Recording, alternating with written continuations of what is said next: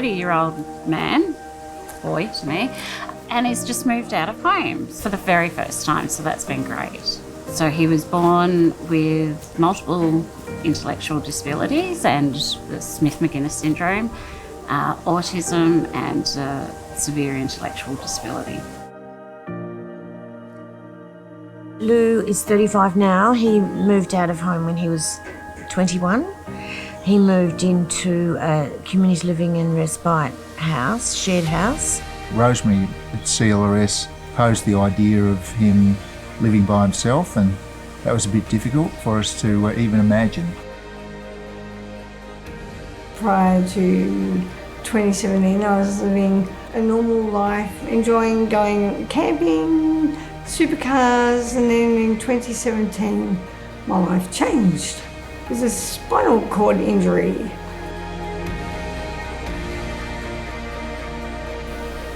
I am Sheree. I am 41. I have Down syndrome. I love living with Emma and Kim. I'm very happy. When Cherie was 25, she moved out from home into the community to build up her independent living skills. One day she said she became aware of the possibility of an upcoming vacancy in the main house, and she asked me if I would follow that up. We went to the appointment, and the first question Cherie was asked was, "Why would you like to live in the front house?" And Cherie said, "I want company." As simple as that.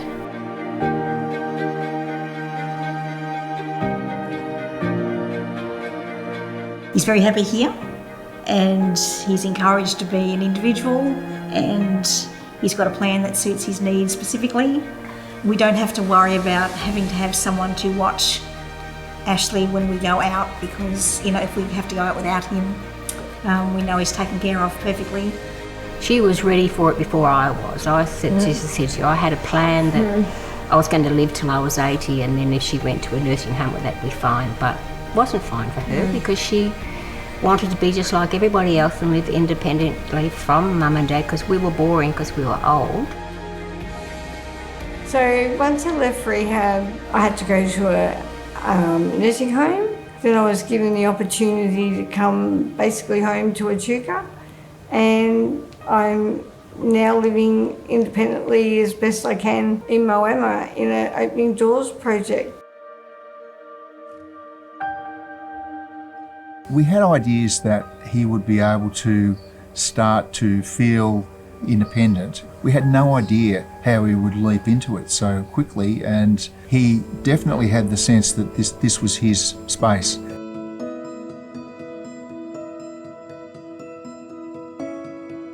Ashley is more confident, and he's becoming very good at being able to cope in outside situations that he never would have seen at home. He can do what he wants. He could be as loud as he wants. He's preparing his meals with a little bit of assistance. He's, putting his washing on and showering and doing all that stuff without prompting a lot of the time, which is great. Because when you're at home, mum does all that stuff. But now he's doing it all himself, and it's giving him a higher sense of accomplishment and sense of self. He's got routines and he follows those every day. He loves routines. He always has though, but now he's got the freedom to express it, and we're stunned. He's made more progress being by himself really in the last year or so than he had done in the previous 10. His speech has improved a lot since he's moved into town. He couldn't choose his own clothes at home, ties his own shoes in here. He couldn't tie them at home. Basically making decisions for himself, he didn't do at home because we were there. He did it at home. And in here, we're not here. So he's encouraged to make his own decisions. I've got hand dexterity issues, so I have an app on my phone that actually helps me open the doors. I have buttons on the doors. The blinds go automatically up. The benches, I can get underneath and I can try and at least attempt to do my dishes. I know that she's safe. I know she's maintaining her independent living skills.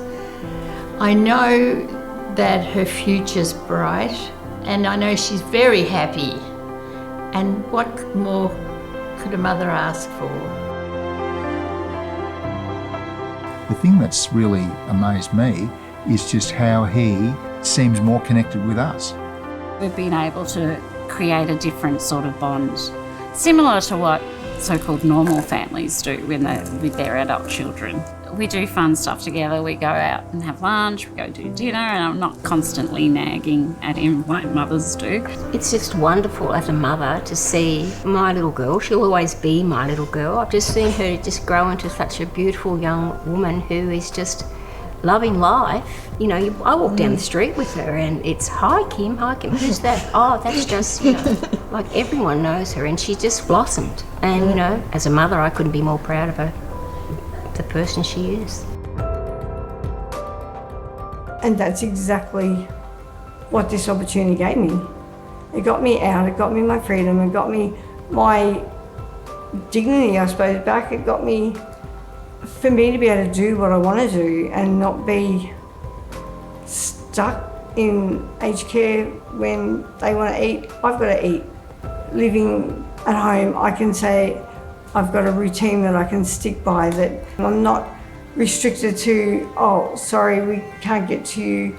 If I've got an appointment at 9, I can be there at 9. If I've got an appointment at 10, or I want to catch up with friends, go out for dinner, just, it's so different and it's so much nicer. You love living here with Anne and Cherie. They've become like your sisters, haven't they? Yes. Yeah. There's the big diamond on the wall near the front. That's the three of us.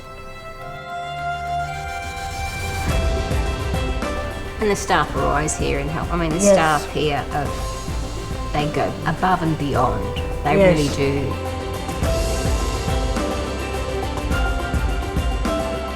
As Ashley got older and then we got older, we had to start thinking about what Ashley's life was going to look like further down the track. We decided he needed to have a life of his own that wasn't exactly all of us all the time. So moving into a house like this gives him the ability to have some independence, and he meets new friends, has a way of life. So if anything happens to Phil and I or my mum and dad, Ashley has a life here. The last 12 months has just shown me how things can change, because we lost my husband. Just all brings it home, the importance of knowing that she's in a safe place and well looked after. I think parents with kids or adults with disabilities, that's a massive hurdle to overcome, like the future, and just to have the peace of mind that Lou is loving it here, that he's happy. Because it's a big worry for mums when you get into your 80s, as I am. Our first concern is our disabled member. It makes me feel happy and comfortable that she'll be safe. She'll be safe. The community can really support the project because it keeps everyone in the community that they've grown up in. People don't have to move away. It allows them to live as independently as they possibly can, surrounded by all those things that they know. You can stay here and embrace the life that you've already created and enhance it. It is hard for parents as they get older, and the knowing that there are places like this that are there to support your child when maybe you're not there or unable to do so, the importance of it. And as a mother, I appreciate all the fundraising and everything that is done. It's giving many people with disabilities, adults with disabilities, an opportunity to live semi-independent lives. I think it's a way the community can really get involved with the wonderful vision that CLRS has had to do this. And a huge thank you from us to all, CLRS, Rosemary, Leah, and all those who've supported the Opening Doors project. It's fantastic. We couldn't be happier. Thank you. Thank you. Thank you. Thank you. Thank you.